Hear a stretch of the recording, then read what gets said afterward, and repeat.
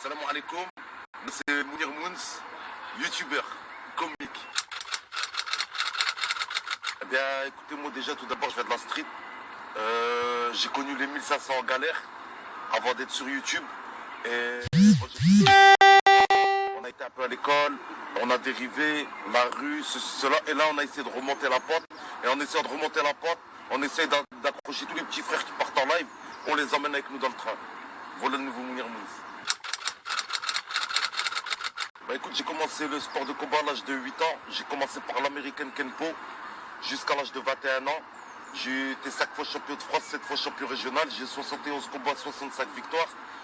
Ensuite, j'ai eu une petite pause où j'ai arrêté, comme je vous ai dit, la rue. À 21 ans, j'ai dévergondé. L'alcool, les meufs, les boîtes, cela. À 24-25 ans, j'ai repris le sport de combat. J'ai repris le MMA pendant 2 ans. Ensuite, je suis parti en full contact 1 an. Ça s'est super mal passé. Et de là, j'ai démarré en Muay Thai, j'ai eu aucune défaite. Mon dernier combat, c'était au Pattaya World Boxing le 12 février 2015. Et j'ai gagné par KO. Comme ils savent mes youtubeurs, au mois de juin, Inch'Allah, je vais boxer contre H Coaching, Inch'Allah. Ça va être un combat street, mais avec des règles MMA. Ça va être dans un octogone, Inch'Allah. Bah, la préparation, pour l'instant, j'ai été cool. Parce que j'ai un voyage à Miami à faire. Et à mon retour de Miami, Inch'Allah, je vais en Thaïlande pour mettre le turbo sur ma préparation. Ouais, très important. Moi, j'étais SDF, mais moi, c'est en vrai. Moi, c'est pas façon de parler.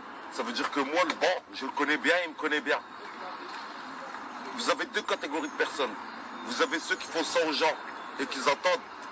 Et vous avez ceux qui lèvent la tête et qui disent « Ya Allah, aide-moi ». Et je peux vous halef que celui qui lève la main et qui dit « Ya Allah, aide-moi » et que de lui-même, il se bat, il se lâche pas, et tout, je peux vous halef.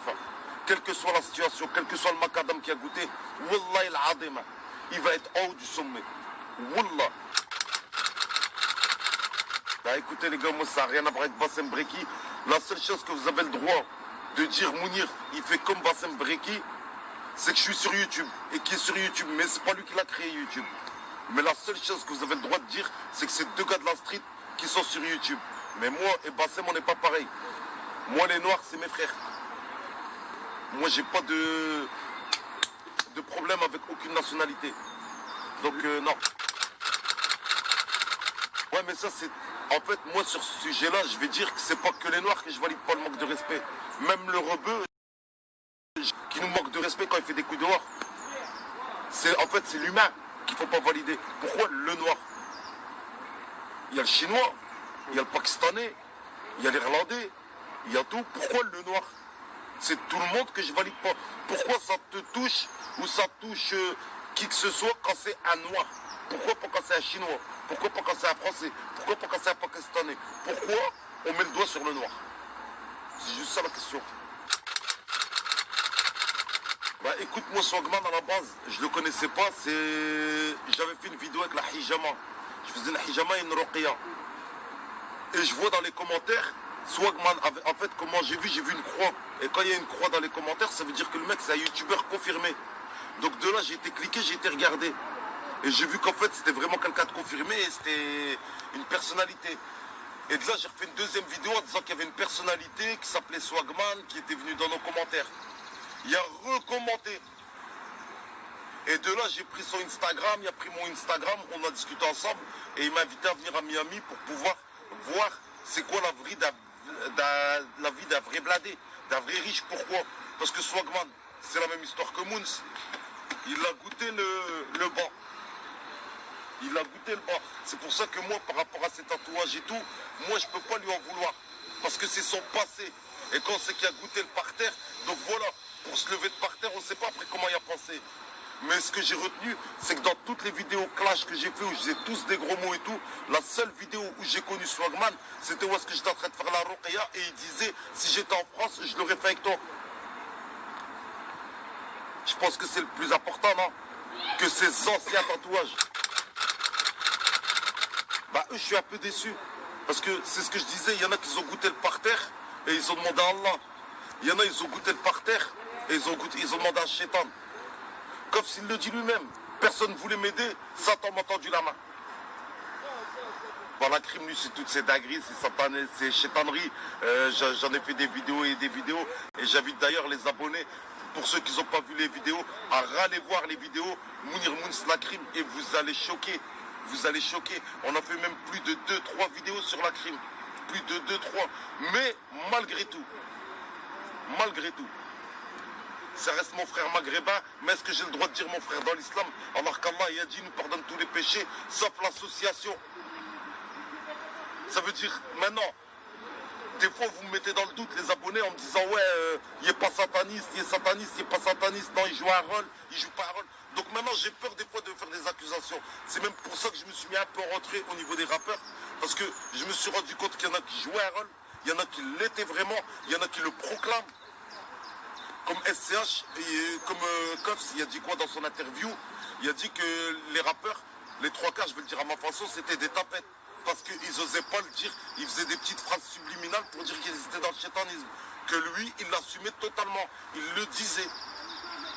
Donc tu vois, quand le mec il le dit, c'est ça que je comprends pas mes abonnés, c'est quand vous entendez que le mec il vous le dit avec sa bouche en interview, c'est pas une musique. Il vous dit je sais ce que j'ai fait et je sais ce que je suis encore en train de faire. Donc oui, j'irai en enfer et je l'assume. Il vous dit je sais ce que je suis encore en train de faire. Il vous a pas dit ouais c'était le passé, je regrette, j'étais en galère. C'est cela, il a dit non, j'assume totalement. Les autres rappeurs, c'est des tapettes parce qu'ils n'assument pas. Ils font des petits messages comme ça. Il faut écouter la musique 500 fois pour savoir qui est dans le satanisme. Comme Soul King, la musique Liberté pour le peuple en Algérie, il a envoyé un message à Shaitan. Il lui a dit, laisse-nous, tout ce que tu nous racontes, c'est que du faux, on en a marre, le verre d'eau y est plein. Laisse-nous, si c'était à refaire, je serais spectateur de la paix.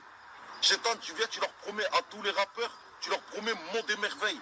Mais le problème, c'est qu'après, une fois qu'ils sont blindés, pourquoi on entend tous dans leur musique, tous, n'importe quel rappeur qui a été blindé jusqu'à Michael Jackson, une fois qu'ils sont au sommet niveau thune, pourquoi on les entend tous dire bah je suis pas bien, je vis mal? Soul King l'a dit dans sa musique. Si c'est pour dire que je suis bien avec toi, je serai un menteur. Il te l'a dit, message subliminal. Si je suis bien avec toi, je suis un menteur. Bah ouais, hey, ils ont goûté à drame après la possession, après comme il dit Koffs, après tu dois parler avec ceux qui secouent la vaisselle à rentrer à la maison. Après, tu as des trucs à faire pour eux. Donc vous n'êtes pas tranquille. Ça veut dire quoi, mesdames et messieurs? Oui, c'est vrai, tu vas avoir le Rolls Royce. Mais le soir, quand tu rentres chez toi, quand la caméra elle est éteinte, Shaitan il te dit tu vas, tu fourniques avec ta mère. Shaitan il te dit tu vas, tu fourniques avec un enfant. T'es obligé, t'as pas le choix. Sinon les chayatines, vous avez déjà vu quelqu'un te posséder, il te fait la misère. Et comme t'es un blindé, t'es une star, tu t'es donné une image de mytho devant tout le monde. Est-ce que t'as envie d'être comme ça devant les gens? Non. Donc tu vas les fourniquer, tu vas les tuer. Voilà ce qui vous est tous arrivé. Il y a un footballeur, je le félicite. Allez voir football dans le satanisme. Il y a un footballeur qui parle de ça. Et qui dit aux autres footballeurs, vous êtes en train de me regarder et vous-même vous savez de quoi je parle. Vous fourniquez avec votre mère. On l'a fait. Comme ça il a dit, on l'a fait. On devait fourniquer avec notre mère, fourniquer avec les enfants. Il l'a dit. Bah, l'histoire des MHD, c'est ça. Comme par hasard, MHD, comme on peut constater, il y a eu un meurtre. Et c'est pas un meurtre normal. C'est pas un meurtre normal. Il y a eu des mutilations ou des je sais pas comment ça s'appelle. Donc vous voyez bien que c'est tous dans les rites sataniques. Là, MSJD est en prison, mais sachez qu'en prison, c'est qui? Là, ils l'ont mis avec tous les sataniques. Ça veut dire que même son maton, c'est un satanique. En fait, ils sont ensemble et ils mangent. Ils boivent. Ils sont pas avec les autres en galère dans le vrai monde. Eux, ils sont dans le côté Matrix. Ça, il faut le savoir. Il y a un côté pour eux au Habs. C'est un faux Habs. Même leur Habs, c'est un palace. Attention, vous savez pas ça, mesdames et messieurs. Bah, moi, je vous le dis, leur carrelage qu'ils ont au Habs, eux, ces gens-là, ils l'ont pas chez toi. La peinture qu'ils ont dans leur mur, eux, au Habs, ils l'ont pas chez toi. Au moins, vous le savez. Arrêtez de vous faire avoir par ce genre de phénomène, mesdames et messieurs. Par rapport à Booba et Karis, pour moi, c'est qu'une histoire de buzz. C'est qu'une histoire de buzz. Et il faut savoir que Booba, il a tout le temps fait monter Karis. Un truc aussi qu'il faut que vous sachiez, c'est que nous, Quand je dis nous, moi c'est à petite échelle, mais on va prendre pour les grandes échelles. Déjà moi, écoutez, à petite échelle, quand je sors le nom de quelqu'un sur ma chaîne YouTube, que ça en bien ou en mal, je veux le faire monter. Donc déjà, écoutez le message subliminal que je viens de vous envoyer. Si je veux faire connaître quelqu'un sur YouTube, je vais mettre son nom, même si je parle de lui en bien. Il y a combien de personnes que j'aime pas? Est-ce que vous m'avez déjà entendu parler d'eux sur YouTube? Jamais je veux pas qu'on les fait connaître. Donc Booba, s'il se permet de tacler et de pas s'arrêter sur Caris, c'est pourquoi? C'est pour le faire monter. C'est une histoire de pognon, tout ça. Tout ça, il y a eu de l'oseille dedans, il y a eu un échange d'argent. Les clashs dans le rap, c'est pareil, c'est qu'une histoire de buzz, c'est pour faire monter. C'est qu'une histoire de buzz, c'est pour faire monter. C'est un profit. Quand dans sa musique, il va dire Octogone, il a relancé l'histoire avec Booba. Il a relancé le buzz, il a tout relancé et tout le monde va écouter qu'est-ce qu'il a dit. Et est-ce qu'il a traité Booba? C'est que du vice. C'est que du vice. Regardez l'Instagram à Booba, la moitié de ses trucs, c'est Caris. Alors que Booba, il n'y a pas besoin de Caris. Mais après, c'est des échanges de haute monnaie. Dans pas longtemps, Caris, vous allez le voir à Miami. On en reparlera. Bah, en fait, au début, à chaud, je l'ai mal pris et je suis tombé dans le panneau. Je dis putain, Carton Roy est parti là-bas et tout. Et le lendemain, sur le lendemain, je me suis dit, bah Moons, si c'était vraiment pas un complot, si c'était pas un complot cette affaire, eh ben, il sera en 11, ou il serait pas arrêté, il sera en JAV. Vous êtes d'accord avec moi? Allez-vous faire la même chose, prenez un camion dépannage, allez devant TPMP, foutez le bordel, prenez un micro, rentrez dans les locaux, et on va voir si vous n'allez pas sauter, si vous n'allez pas être en JAV, et si vous n'allez pas passer à TF1 à vous prendre 2 ans de Habs. Carteron, non. Il a fait son combat juste après.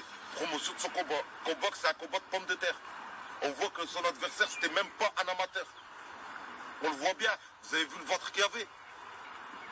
On dirait les maçons qui ont 50 ans qui boivent des bières.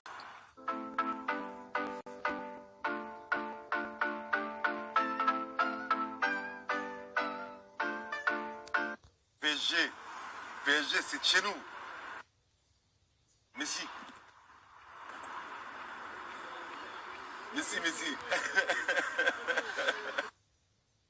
Maghrébine. Aya, les Tagines, Sixo. Maghrébine. Asmik, frérot. Je préfère le halal avec le baraka que de l'argent sale. Et puis le jour du jugement dernier, avoir des comptes à rendre à mon Seigneur. On était au Maroc. On rentre à la maison. Scarface. Mais bon, à prendre avec modération.